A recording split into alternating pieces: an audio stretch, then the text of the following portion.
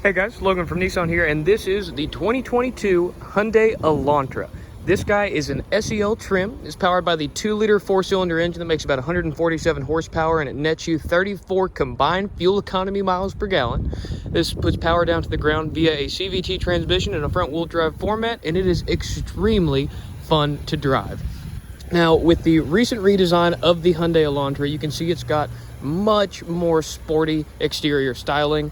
On this particular one, we have got some 16-inch black alloy wheels with some Solus 205 tires. Very, very nice tires, handle extremely well. And of course, walking around the exterior, you can see that Hyundai really did bring out the sportiness of this vehicle. Now, some of my favorite features of this vehicle actually lie in the back seat, and that is mainly the comfort aspect of it. I am almost 5'11", 6 foot, and I fit back here extremely well. Now, this guy is going to be in the range of vehicles like the Sentra, the Toyota Corolla, and honestly, this is one of the more comfortable back seats out of the lineup.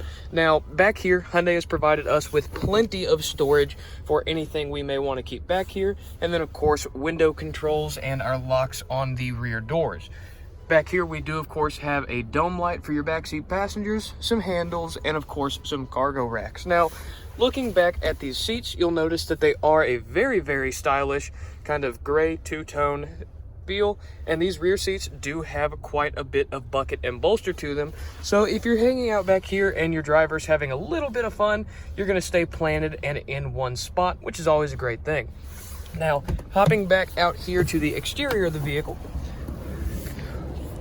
probably my second favorite feature about the car is going to be the key system. Now, Hyundai's been using roughly the same pattern key for a while now. These guys have got your lock, unlock, remote start, trunk button, and then of course your panic button down there at the bottom.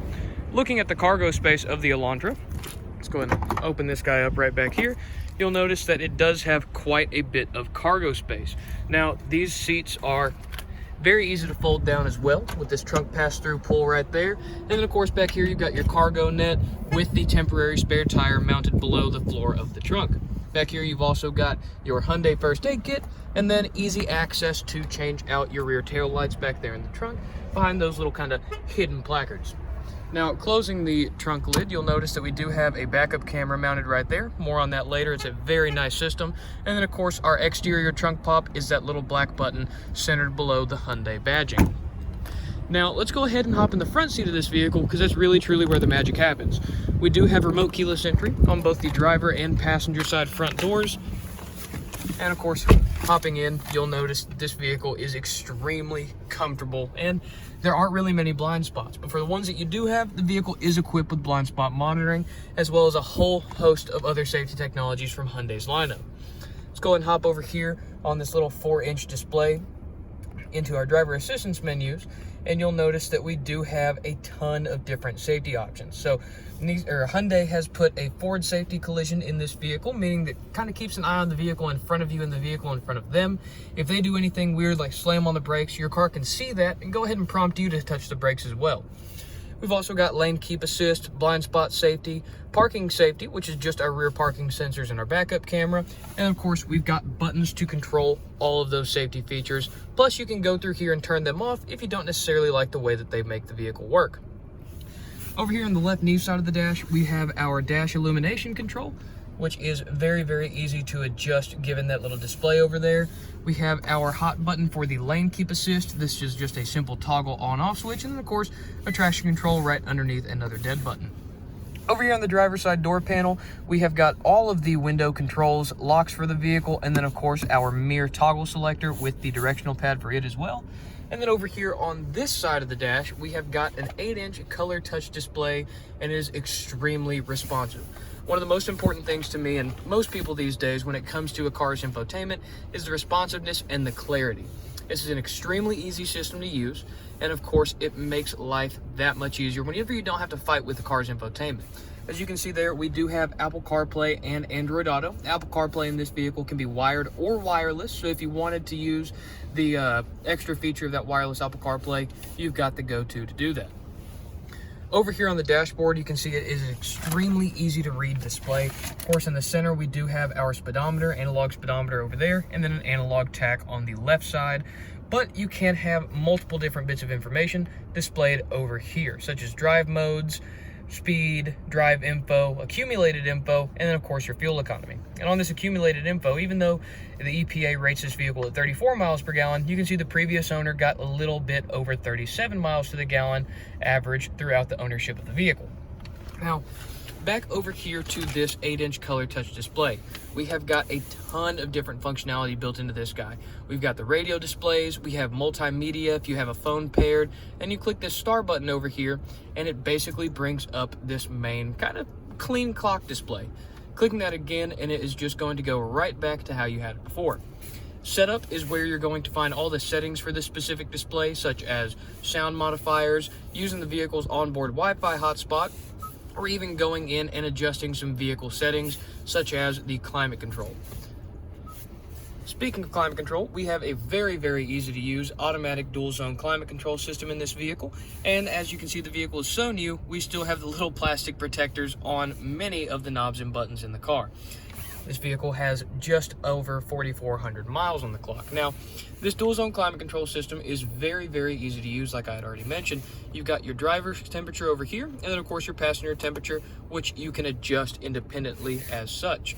You'll notice that we do have an auto climate control as well. So I'm gonna go ahead and click that, and you'll notice we've got 3 different modes: a high, a medium, and a low. That is simply for the automatic climate control to kind of vary the fan speed a little bit differently. Typically with an automatic climate control, it'll do everything in its power to get the vehicle to whatever temperatures you have set in the vehicle. However, sometimes that can lead to a little bit noisy experience if you're trying to use the phone or listen to the music quietly if you have a sleeping child in the back seat.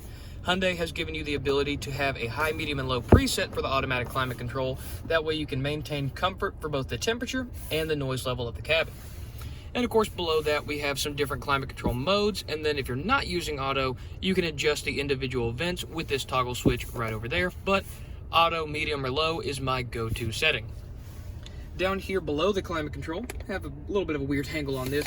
We do have 180 watt, 12 volt lighter right there. And then of course, another USB port in the center. This guy is how you interface with the Apple CarPlay.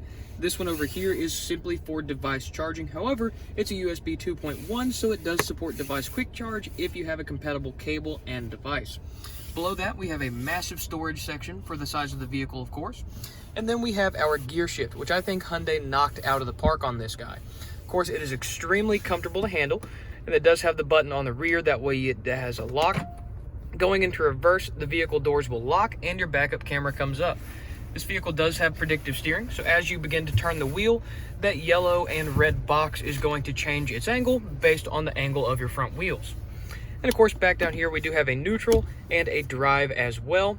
While you're in drive, you have the ability to bump that over to the driver's side and have a manual shift mode operation, just like if you were driving a stick shift vehicle. Just gives you a little bit more control over the CVT transmission in the Elantra. You'll notice we do have a couple more buttons down here. The glare's a little bit hard to catch on these, but that front one does say drive mode. Clicking that and looking at this display up here, you'll notice we do have 3 different modes: normal, sport, and smart. Normal is how Hyundai intended the vehicle to be driven. Sport is just going to be a little bit more sporty. Of course, it's going to hold your RPM a little bit higher, slightly more aggressive shift pattern with the CVT.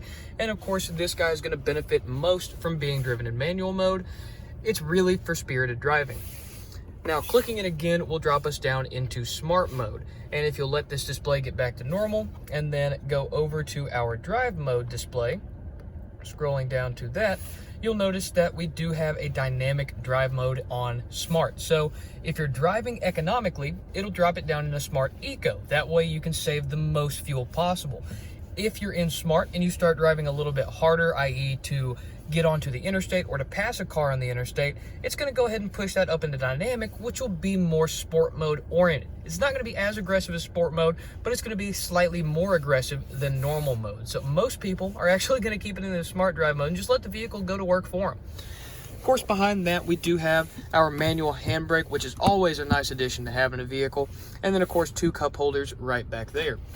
On the passenger side, we do have a very large glove box, especially when taking the size of the vehicle into consideration.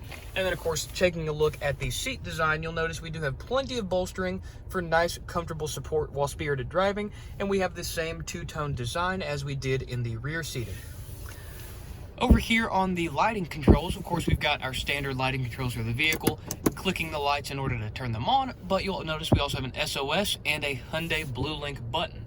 From the factory, this vehicle does come with a 3-year complimentary trial. However, since it has now had an owner, you will have to go ahead and subscribe to Hyundai Blue Link. However, it is a very nice feature to have. It lets you remote start your vehicle from your phone, lock the doors, and even find your vehicle if you've lost it in the endless, vast parking lot of Walmart. Now, we do, of course, have our very, very stylish borderless mirror. It's not auto-dimming, but it is extremely easy to use and function like that. And of course, on the steering wheel, we have got all of our multimedia buttons on the left and our cruise control over here on the right, as well as some different lane keep assist, and of course, our toggle switches for the 4-inch TMT display on the dashboard. With that being said, that is going to be all for the 2022 Hyundai Elantra. Like I said before, this is an SEL, so it's almost top trim. It's not as fully loaded as the Elantra can get. Of course, we're missing a few choice things like heated seats, the moonroof, that type of thing.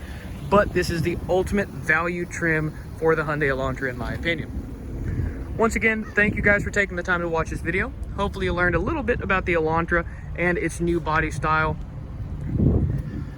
My name's Logan with Nissan of Cookeville. Thank you guys. Have a fantastic rest of your day.